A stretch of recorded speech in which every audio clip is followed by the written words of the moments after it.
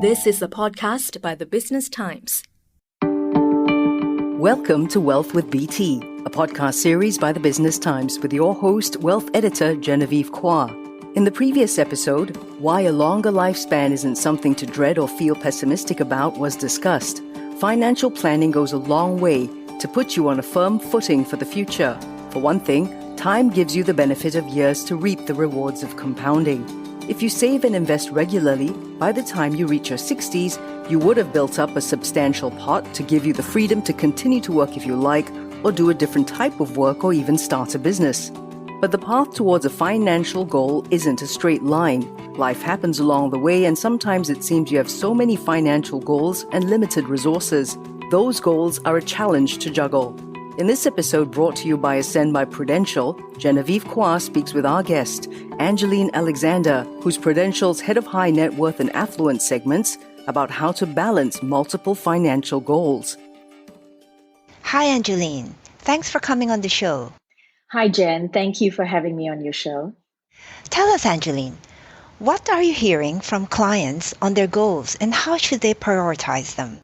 Well, Jen, in our recent focus group that we ran with our affluent customers, we found that the top 3 financial goals for them are 1, saving for retirement, 2, growing their wealth so that they can meet their financial goals. For example, if saving for their children's education is one of those goals. And thirdly, funding for their elderly parents' expenses.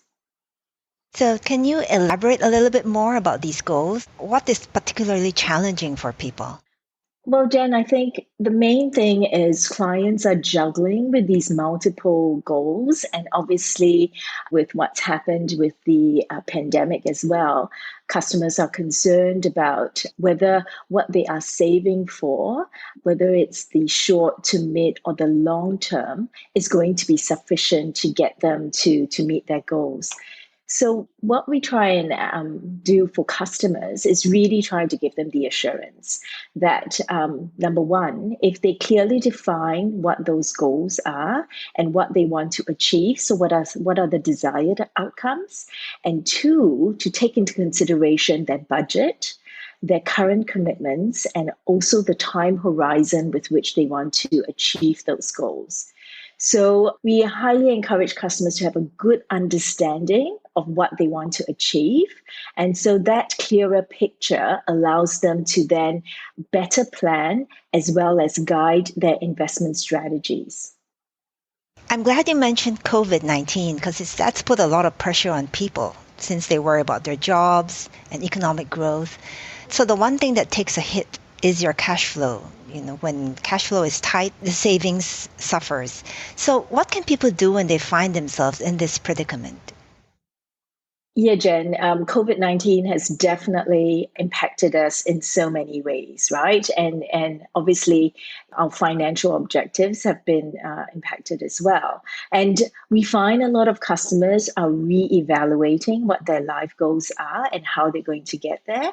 I guess on the upside of things, this is a great time to step back and relook at, your budgets, expenses, and priorities. And we encourage customers to start planning early. And if they haven't got a plan, to really start planning now. It's never too late to do that. And so that you've got this runway ahead of you. What we also encourage customers to do is to review their plans regularly. So even if they've got a plan in place, just to make sure that, things haven't had to change. We know that life can change, and with it, needs change, as well as, an individual or family's financial situation might be a bit more pressured in terms of cash flow. And that's where it's important to review these plans just to make sure that there are contingencies, that are put in place so that plans don't necessarily have to be let go, but it might just take a bit longer to reach the desired outcome. Angeline, COVID has turned out to be quite prolonged and people worry about their budget and their cash flow. Can you share some thoughts on this in terms of how they can address budgeting? Yes, so that's a very good point you made there, Jen. And what would be a prudent way to approach this would be to look at our day-to-day budget and see how that's changed now that, we're living in the COVID world, with some of us working from home. And therefore, there would be discretionary spends like getting coffee with your workmates, eating out, after work drinks, even things like, makeup and clothes, right? These have all potentially been reduced with many of us working from home.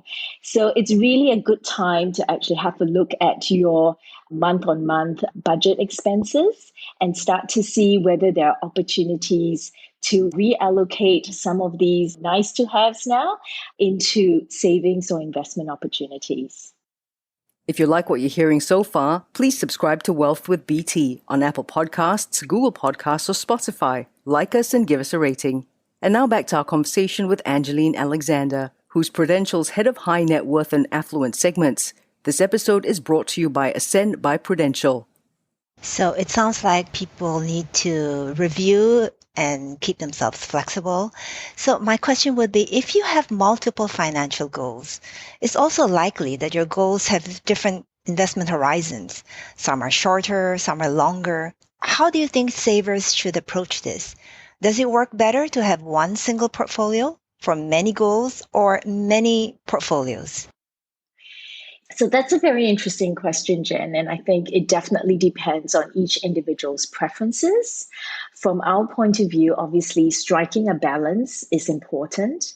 So this can be achieved by grouping similar financial goals and investment strategies into a single portfolio of assets. So, for example, funding your children's education and saving for a larger home for your family might be in the near horizon and could have aligned, maturity timeframes.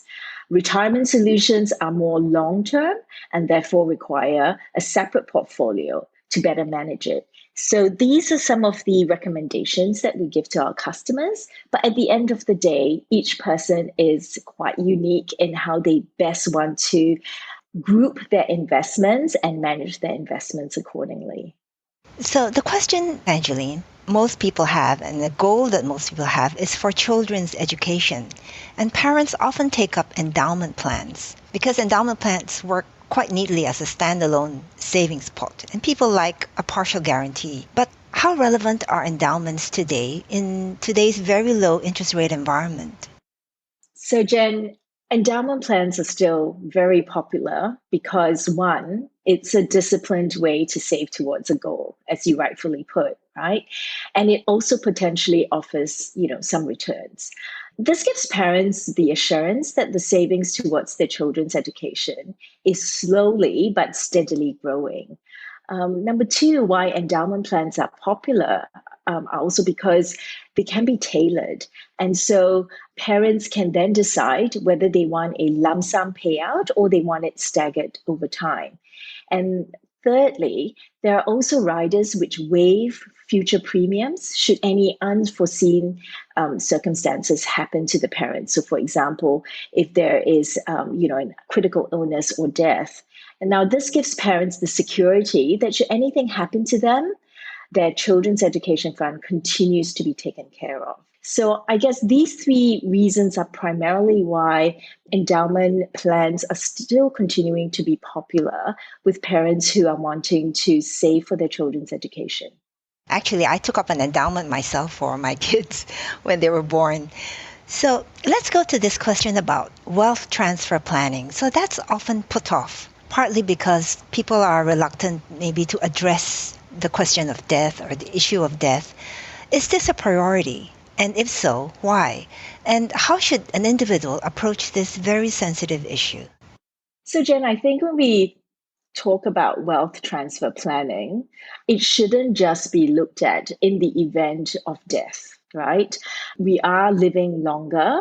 Most of us will live into our 80s with good health and obviously, living in a developed country like Singapore.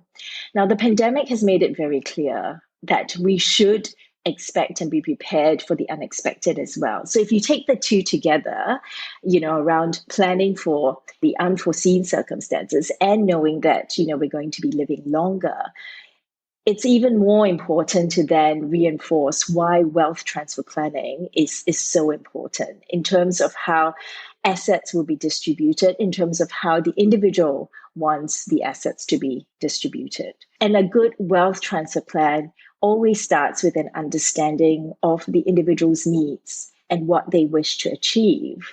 And depending on their net worth, right, this could be about property assets, it could be about business assets, but it's about actually getting individuals to think about how best they want to distribute their wealth. And having a regular and disciplined plan will definitely make a huge difference in the long run. And of course, there's the magic of compounding, which often results in better wealth creation and asset transfer to your next generation. So we highly encourage our customers to really start to look at early succession planning, because that provides the greater possibility of them achieving not only their personal goals, but also their goals for their family as well as their business. Thank you, Angeline, for your time and insights. You're welcome, Jen. Always great to talk to you. And there you have it. Financial planning need not be a daunting affair, even with multiple financial goals. Getting started and sticking to a savings discipline are more than half the battle. This episode was brought to you by Ascend by Prudential. Join us again next month for Wealth with BT with your host, Genevieve Cua. That was an SBH podcast by the Business Times. Find us on Spotify, Apple or Google Podcasts, or streaming on Google Home. Do feedback to us at podcast@sbh.com.sg. You can also check out more podcasts on various topics at The Straits Times, The Business Times, and Money FM 89.3. Any financial or investment information in this podcast is for use in Singapore only and is intended to be for your general information. Any particular investment or decision should only be made after consulting with a fully qualified financial advisor.